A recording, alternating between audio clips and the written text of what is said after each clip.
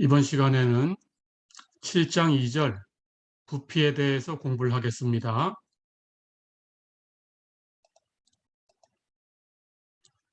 우리가 어떤 입체의 부피를 적분을 이용해서 구하려고 하는데, 이 입체가 이렇게 3차원 공간에 있다라고 가정을 한번 해보겠습니다. 자, 그럴 때 이 입체의 중심을 이렇게 뚫고 지나가는 한 축을 잡아서 이 축을 X축이다라고 가정을 해볼게요. 그럴 때 이렇게 되어 있는 입체의 부피를 어떻게 구할 건가라는 생각을 합니다.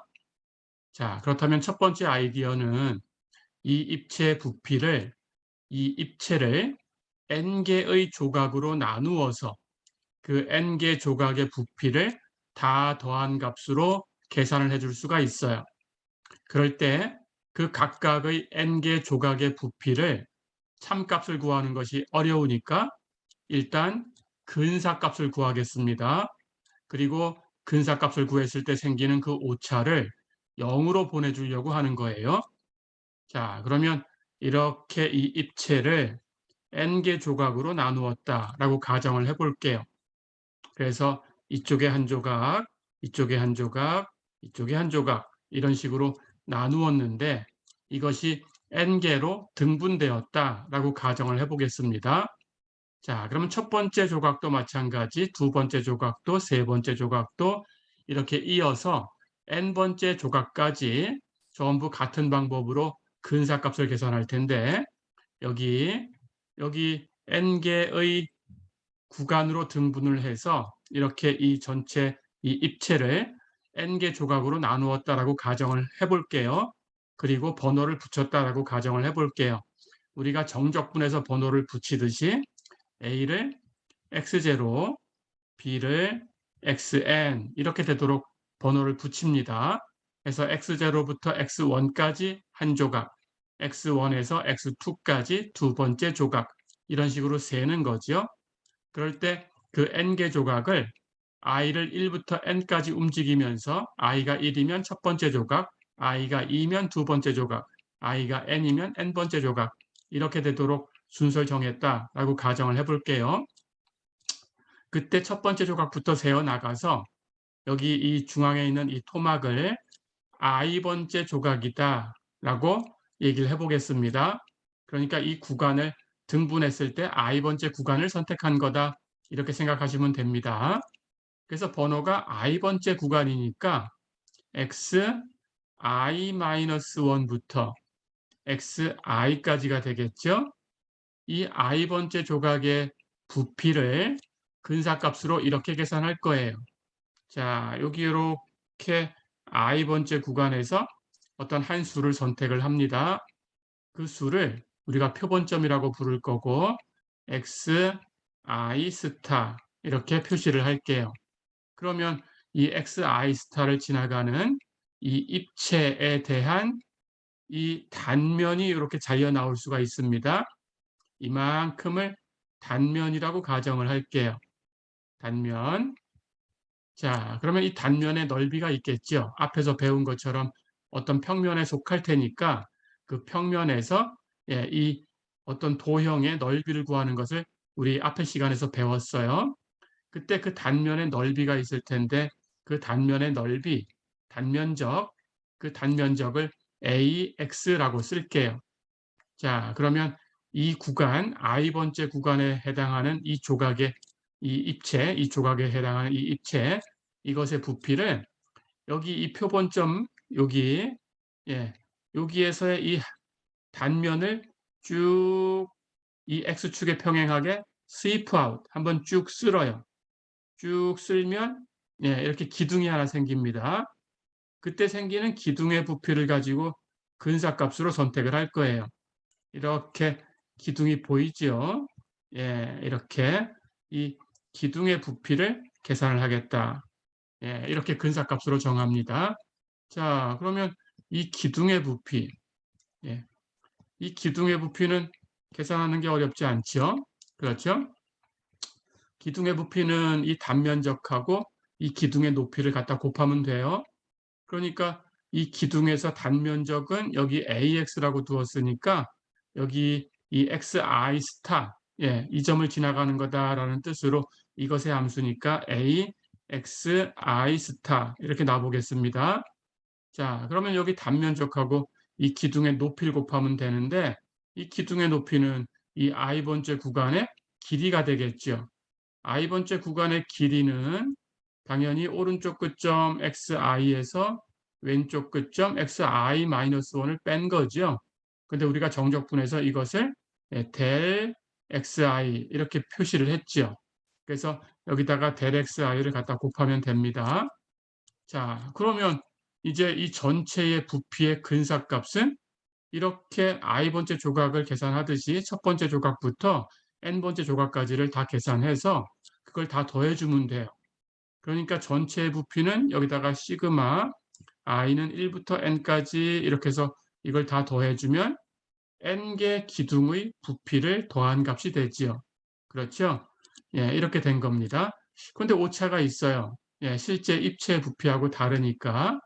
그런데 오차는 이 구간을 이렇게 n개로 나눠서 여기다가 n을 무한대로 보내는 극한을 취해주면 리미트 n이 무한대로 갈 때 그럼 여기 삐져나온 부분들이 이게 아주 기둥이 높이가 아주 작아질 테니까 그냥 한 면인 것처럼 될 테니까 예, 삐져나온 부분들이 다 사라져요. 그렇죠? 그래서 n을 무한대로 보내는 극한을 취해주면 이 극한값이 존재한다면 실제 부피로 예, 접근하겠죠. 자, 그래서 부피는 이렇게 생긴 겁니다. 그렇다면 우리가 정적분에서 배운 대로 이 식을 보니까 리미트와 시그마와 델 xi가 있어요. 리미트 시그마 델 xi는 이 구간을 ab라고 했으니까 인티그럴 a부터 b까지 dx 이렇게 바뀌죠. 그리고 남는 것이 이제 피적분 함수로 가면 됩니다. 그런데 여기 표본점 xi 스타는 예, 독립변수 x로 바꿔주면 되죠. 이게 적분으로 고치는 방법이었죠. 그래서 ax 이렇게 됩니다. 자, 그러니까 입체 부피를 구할 수 있는 첫 번째 방법을 배웠어요. 첫 번째 방법은 단면적을 적분하면 부피다. 이렇게 됩니다. 어렵지 않죠? 자, 그럼 우리가 이 첫 번째 방법을 써서 부피를 구하려고 하면 단면적을 계산하셔야 되고 그 단면적을 해당 구간에서 적분하면 돼요. 그러니까 단면적을 구하기 쉬운, 단면을 계산하기 쉬운 그런 방향으로 단면을 설정해야 되겠죠. 그렇죠? 그래서 단면을 먼저 설정한다라는 거고요. 단면을 설정하고 나면 독립변수는 그 단면에 수직이 되는 축이다라고 생각하면 돼요. 어렵지 않죠? 예, 이 방법의 특징입니다. 단면적을 계산하기 쉬운 쪽으로 먼저 정한다. 그리고 그 단면의 수직인 방향을 우리가 독립변수의 축으로 정한다. 그러면 그 변수를 가지고 적분하면 된다. 어렵지 않죠? 예, 이렇게 연습을 해보겠습니다.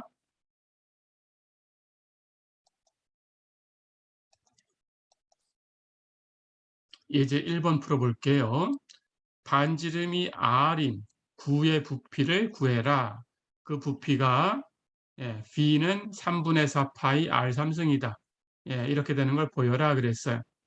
자, 우리가 9를 생각을 하는데 9의 부피를 구할 거예요. 근데 반지름이 R인 9니까 그 위치가 어떻게 되든지 관계없이 부피는 항상 똑같죠. 그렇다면 부피를 계산하기 위해서 부피를 계산하기 가장 쉬운 곳에다가 그 9를 위치하게 하고 그리고 계산하면 되겠죠. 그 부피를 가장 계산하기 쉬운 그런 위치라는 것은 구나 원 이런 것들은 항상 중심을 원점에 맞추는 것이 제일 쉬운 거예요. 자, 그래서 우리도 이 구를 중심이 원점에 있다라고 가정을 해보겠습니다. 원점을 O라고 쓸 거고요. 여기다가 구의 중심을 맞출게요. 그렇다면 구는 어떤 모양에서 어떤 방향에서 쳐다봐도 다 대칭인 모양으로 이렇게 만들어져 있으니까 독립변수의 축을 특별하게 신경 쓸 건 없어요. 그래서 어떤 쪽에서 단면을 정해도 똑같은 모양이 나올 테니까 이렇게 중심에서 뻗은 이쪽 축을 X축이다 이렇게 가정을 해볼게요. 그리고 여기에 이렇게 수직이 되도록 단면을 하나 이렇게 잘라내겠습니다. 자, 그럼 여기 그림처럼 이렇게 단면이 하나 잘려 나오겠죠. 당연히 구를 어떤 평면으로 쳐서 잘랐으니까 당연히 이렇게 원판이 잘리겠죠. 그렇다면 단면적은 원의 넓이고요. 원의 넓이는 반지름만 알면 되겠죠. 이 단면이 되는 이 원판의 반지름은 이만큼이죠. 그렇죠? 그럼 이 반지름을 계산해 보겠습니다. 여기 이렇게 단면이 되는 이 변수 x축하고 만나는 곳에다가 독립변수 x를 써놓으면 돼요. 여기 변수를 x라고 할 거예요. 단면은 이렇게 치면은 x가 이렇게 바뀌지요. 그렇죠? 이렇게 중심을 통과하게 치면 x가 0이 되겠죠. 그렇죠? 9의 반지름이 r이니까 여기 x가 0에서 r까지 이렇게 움직이면 오른쪽 반쪽이 나오겠죠. 그렇죠? 그래서 우리는 이 9의 부피를 대칭이니까 중앙을 중심으로 대칭이니까 원점부터 해서 오른쪽 반쪽 이것의 부피를 계산해서 2배를 하겠습니다. 그렇다면 이 단면을 쳤을 때 여기 x라는 값은 0부터 r까지만 움직이면 됩니다. 그걸 계산해서 2배를 할게요. 자, 그러면 이제 반지름 계산할게요. 여길 x라고 두었으니까 원점에서 요만큼 거리가 바로 x예요. 그렇죠?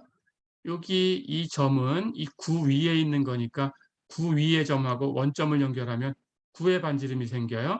9의 반지름은 r이에요. 그렇죠? 그런데 이 모양에서 보니까 여기 직각삼각형이 생겼어요.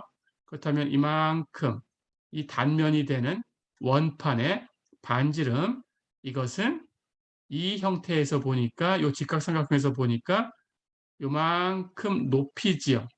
이 9의 반지름이 빗변 역할을 하는 거고 그렇죠? 여기 0에서 x까지가 밑변 역할을 하는 거고 이만큼이 높이 역할을 하죠. 그렇다면 직각삼각형이니까 피타고라스 정제 쓰면 됩니다. 빗변이 r이니까 어쨌든 높이는 루트 빗변의 제곱 마이너스 밑변의 제곱 해서 루트 r제곱 마이너스 x제곱이 되지요. 그렇죠? 예, 이제 단면이 되는 이 원판의 넓이를 구할 수 있어요. 반지름이 루트 r제곱 마이너스 x제곱 이렇게 되는 원이니까 그 넓이는 그 원의 넓이는 예, 파이 곱하기 반지름의 제곱 그렇죠? 그렇게 계산하면 됩니다. 그러니까 파이 곱하기 반지름 이만큼이니까 이 루트를 제곱하면 루트만 없어지죠. 반지름 제곱은 r제곱 마이너스 x제곱 어렵지 않죠? 해서 단면적을 계산했습니다. 그러면 이제 이 단면적을 적분하면 이 오른쪽 반쪽의 부피예요. x는 0부터 r까지 움직였어요. 그러니까 인티그럴 0부터 r까지 단면적 파이 곱하기 r제곱 마이너스 x제곱 이것을 dx 적분한 것이 반쪽의 부피다. 그럼 9 전체의 부피는 여기다가 2배 다 됐죠? 예, 이제 계산만 하면 됩니다. 파이는 상수니까 적분기호 밖으로 나갔고요. 남는 것은 r제곱 마이너스 x제곱을 x로 적분하는 것만 남았어요. r제곱을 적분하면 r제곱은 상수니까 r제곱 x, x의 제곱을 적분하면 3분의 x의 3승, 그걸 빼주면 되겠죠. 해서 구간 적용 0부터 r까지 계산하면 됩니다. r 대입한 값에서 0 대입한 값을 빼줄 텐데 0 대입하면 여기 x가 0, 여기 x의 3승이 0, 둘 다 0이니까 0 계산한 것은 0이지요. 그럼 r 대입한 것만 쓰면 되겠죠. r을 대입하면 이쪽은 r제곱이 곱해져서 r의 3승, 여기 r 대입하면 r의 3승이니까 마이너스 3분의 r의 3승 됐죠? r의 3승에서 3분의 r의 3승을 빼줬으니까 3분의 2 r의 3승 그렇죠? 거기다 2파이를 곱했으니까 2파이 곱해주면 3분의 4 파이 r 3승이다. 예, 우리가 알고 있는 규칙이 생겼죠. 어렵지 않죠?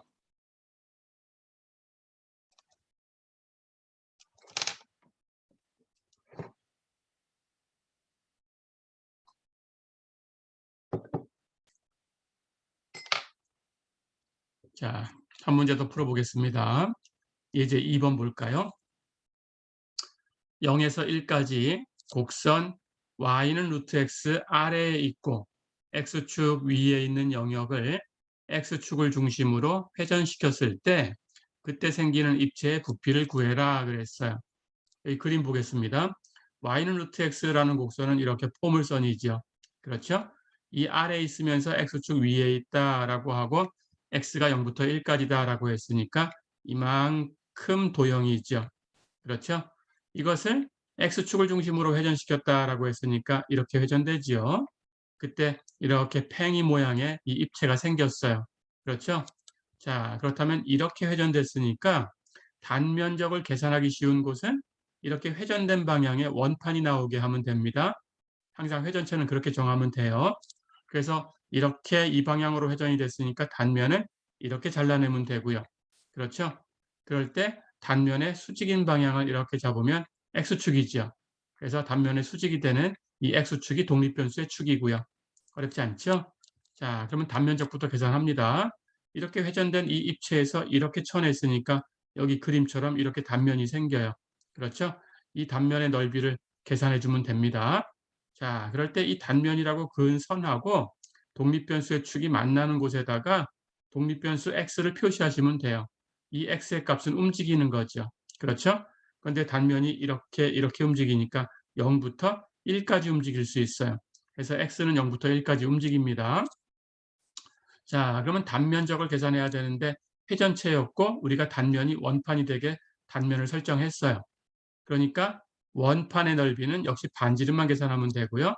반지름은 여기 x축에서 이만큼, y는 루트 x라는 이 곡선까지의 높이가 되는 거니까 여기 변수의 값이 x라면 그때 높이는 함수값 루트 x죠. 그렇죠? 그래서 이제 이 단면이 되는 원판의 넓이를 구할 수 있습니다. 반지름이 루트 x인 원의 넓이니까 그 넓이는 파이 곱하기 반지름의 제곱. 반지름이 루트 x니까 제곱하면 x예요. 해서 원의 넓이는 파이 x. 그럼 다 됐죠? 이 입체의 부피는 이 x가 움직이는 0부터 1까지 해서 이 단면적을 적분해 주면 돼요. 단면적이 파이 x니까 파이 x를 적분하면 돼요. 그래서 인티그럴 0부터 1까지 파이 x dx다. 쉽죠? 자, 그러면 이제 원시함수 계산하면 됩니다. 파이는 상수니까 그냥 곱하고요. x의 원시함수는 2분의 x제곱이고요. 그래서 구간 0부터 1까지를 적용해 주면 x의 1 대입한 값에서 0 대입한 값을 빼주면 되는데 0 대입하면 0의 제곱 0이죠. 그래서 0은 떨어져 나가고요. 1 대입하면 1의 제곱 1이고 2로 나누니까 2분의 1이죠. 그렇죠? 그래서 이 값이 2분의 1이니까 파이 곱하면 부피는 2분의 1 파이다. 어렵지 않죠? 예, 이렇게 계산을 해봤습니다.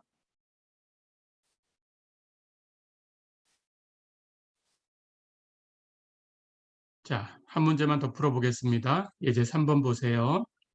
직선 y는 x와 포물선 y는 x제곱 이것으로 둘러싸인 영역을 x축을 중심으로 회전시켰을 때 그때 생기는 입체의 부피를 구해라 그랬어요. 일단 그림을 그려보겠습니다. y는 x라는 것은 이렇게 원점을 지나가는 직선이죠. 그렇죠? 이렇게 생겼습니다. y는 x제곱 하는 것도 원점을 지나가는 포물선이죠. 이렇게 생겼어요. 그럼 둘러싸인 영역이다라는 것은 이만큼이죠. 빗금친 부분. 이것을 x축을 중심으로 회전시켰다고 했어요. 그러면 이 도형이 이렇게 회전되겠죠. 이 방향으로. 그렇죠? 그럼 여기 그림처럼 이렇게 포물선에 의한 것, 직선에 의한 것이 회전되어서 입체가 생깁니다. 이 빗금친 부분으로. 그렇죠? 자, 그럼 역시 이렇게 x축을 중심으로 회전해서 원판이 생겼으니까 단면은 원판이 생기게 이렇게 쳐내는 게 계산이 쉽죠. 그래서 이 단면의 수직인 방향이 x축이고 x축이 독립변수가 되는 거예요. 그렇죠? 예, 이렇게 설정하시면 됩니다. 이제 계산할까요? 그렇다면 단면을 그려야 돼요. 여기 직선과 포물선에 의해서 둘러싸인 부분이 회전됐으니까 바깥쪽에는 직선이 회전되면서 원을 하나 만들어요. 안쪽은 이 포물선이 회전되면서 원을 하나 만들어요. 그렇죠? 그래서 이렇게 원환면이 생기지요. 단면은. 그렇죠? 그렇다면 이 원환면의 넓이를 계산한 것이 단면적입니다. 다시 얘기하면 바깥쪽 원의 넓이에서 안쪽 원의 넓이를 빼주면 되죠. 바깥쪽 원은 직선에 의해서 만들어지는 거니까 반지름이 x지요. 안쪽 원은 이 포물선에 의해서 만들어지는 거니까 반지름이 x제곱이죠. 그렇죠? 그렇다면 바깥쪽 원도 파이 곱하기 반지름 제곱, 안쪽 원도 파이 곱하기 반지름 제곱 이렇게 넓이를 계산하는 거니까 그 차를 계산하면 돼요. 그래서 바깥쪽 원의 넓이는 파이 곱하기 반지름의 제곱, x의 제곱, 마이너스 안쪽 원의 넓이는 파이 곱하기 반지름의 제곱, 반지름이 x제곱이니까 x제곱의 제곱. 그렇죠? 해서 파이 x제곱 마이너스 파이 x4승, 이것이 단면적이죠. 이렇게 단면적을 계산했습니다. 그렇다면 x는 역시 0부터 1까지 움직여요. 그렇죠? 그렇다면 0부터 1까지 적분해 주면 되겠죠. 해서 부피는 인티그럴 0부터 1까지 이 단면적 파이 곱하기 x제곱 마이너스 x의 4승, 이걸 적분한 거다. 가 됐죠? 예, 이제 적분 계산하면 부피를 구할 수 있습니다. 파이는 상수니까 나가서 곱해지고요. x제곱의 원시함수는 3분의 x의 3승, x 4승의 원시함수는 5분의 x의 5승, 구간 0부터 1까지 적용. 다 됐죠? x에 1 대입한 값에서 x에 0 대입한 값을 빼주면 되는데 x에 0을 대입하면 x의 3승도 0이고 x의 5승도 0이죠. 그래서 0으로 떨어져 나갔어요. 1 대입하면 3분의 1 마이너스 5분의 1이죠. 거기에 파이가 곱해진 게 부피입니다. 그렇죠? 3분의 1에서 5분의 1 뺀 건 통분하면 15분의 5 마이너스 3 해서 15분의 2가 됐죠. 거기다 파이를 곱했으니까 15분의 2파이가 됐죠. 어렵지 않죠? 예, 이렇게 부피를 계산하는 첫 번째 방법, 예, 공부를 해봤습니다. 예, 이번 시간은 여기까지입니다. 수고했습니다.